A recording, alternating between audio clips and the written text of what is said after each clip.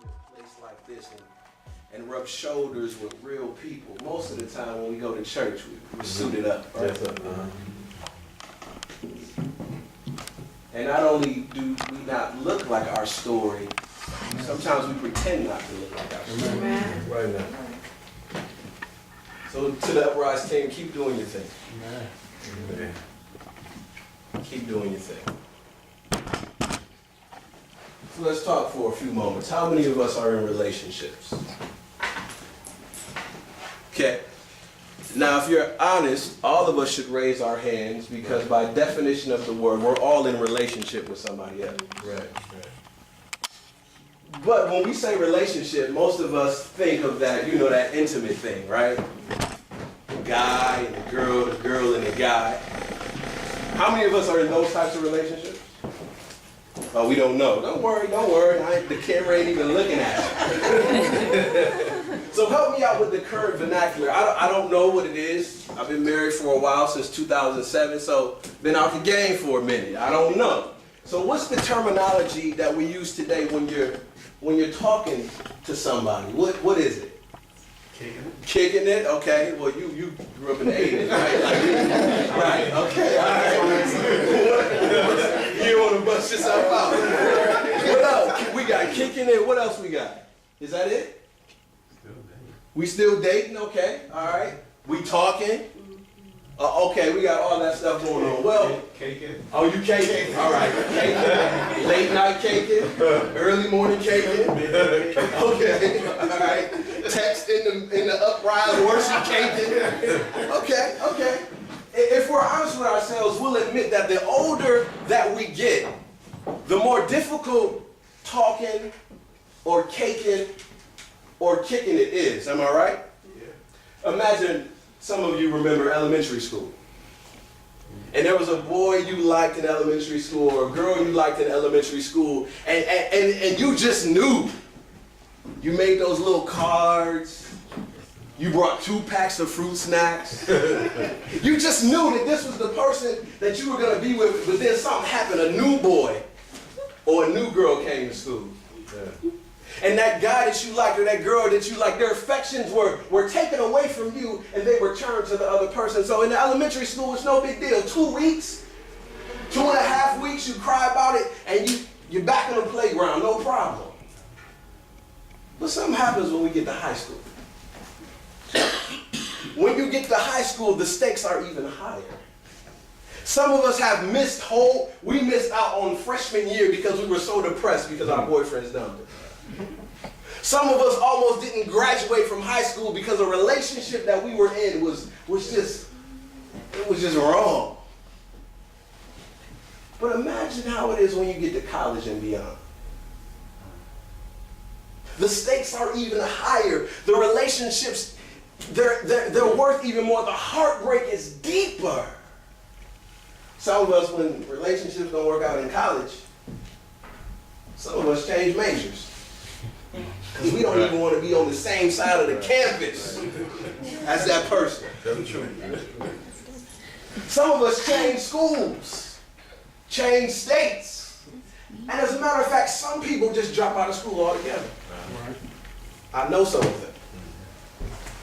But it's this thing about relationships, and everybody wants to be in a relationship, and everybody wants to belong, and everybody wants to be a part. And relationships are complicated enough as it is, but something's happened in the past few years to make relationships even more difficult. Social media. Because we used to say, man, I don't want everybody up in my business. But we put all of our business on the thing where everybody can look at our business and ask people to stay out of our business.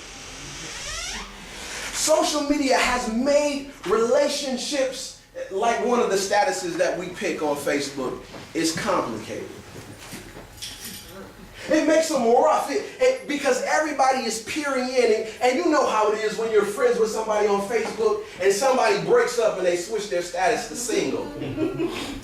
You sending condolences. Oh, what happened? I'm sorry it didn't work out. Because everybody is peering in on the situation, and we block profiles and we crop pictures so we don't see that person anymore. Social media makes it complicated. And some of us, in terms of social media, we're successful at being Twitter thugs. Some of us are Facebook gangsters.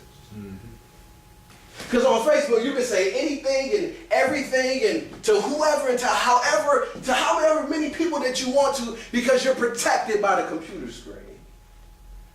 Relationships get complicated. There's nothing worse than seeing two people who you're close to end up fighting. And so one thing when the fight is just in your home or just in your church, but it's another thing when the fight goes public. You ever seen a Facebook fight? That status is like 13 pages long, and you said everything about a person except for their name. But we know who you're talking about. Can you imagine how it is when the fight goes public, when relationships get messed up, and everybody sees it? I was reading a newspaper from Pontiac, because that's where I'm from. I grew up in Pontiac, and sometimes when Derek and I we're hanging out, he reads the newspaper from Detroit, and I tell him how bad Detroit is. And I read the newspaper from Pontiac, and he tells me how bad Pontiac is. And we go back and forth, But I was reading the newspaper, 2010, July 2010. Two girls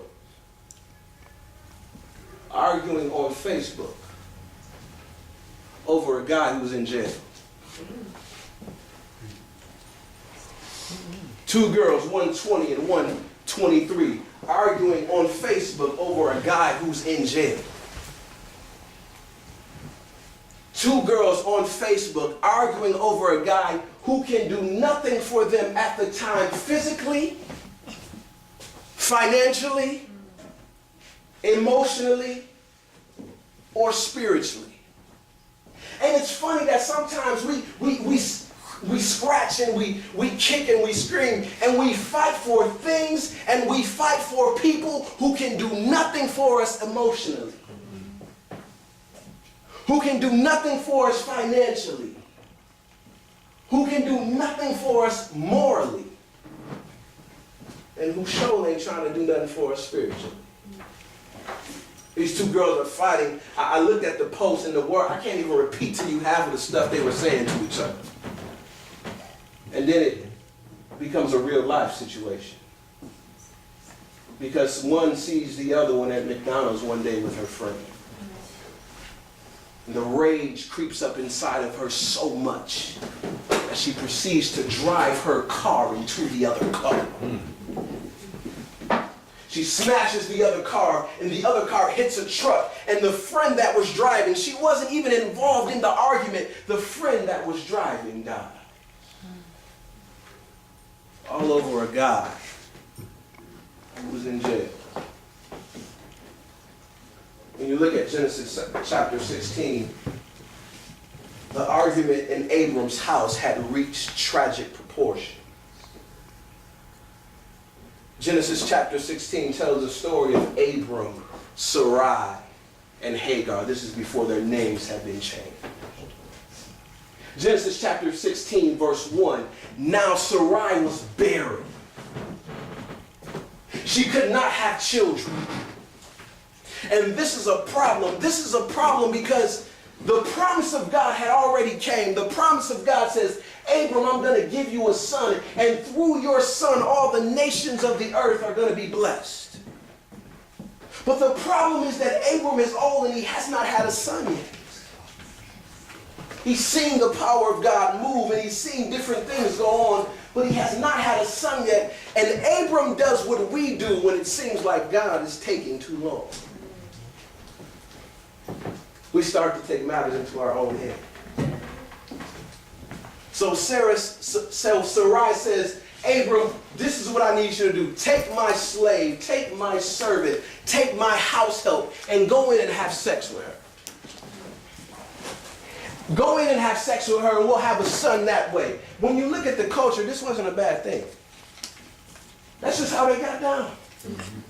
If the woman of the house could not have kids, the help was the help. That's how their culture worked. It was okay in their society. It was okay in their cultural context. But we need to get to the point where we can realize and really accept the fact that everything that's okay socially,